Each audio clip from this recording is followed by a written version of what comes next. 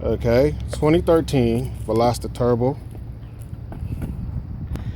K&N air filter. Remove suppressor, sound suppressor. I don't know what the hell that is, but remove it. K&N air filter. And this is the air inlet. Remove that. You will have the best blow off sound for free.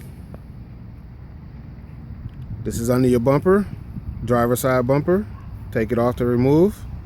This is inside your air inlet box. It's inside the original air inlet box. It's inside here. It's easy removal. Just snap and remove. It's easy, real easy. Probably about 30 to 45 minutes of work.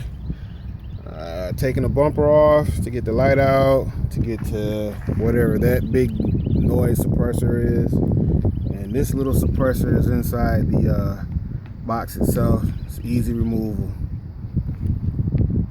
K&N air filter, natural blow off. Enjoy.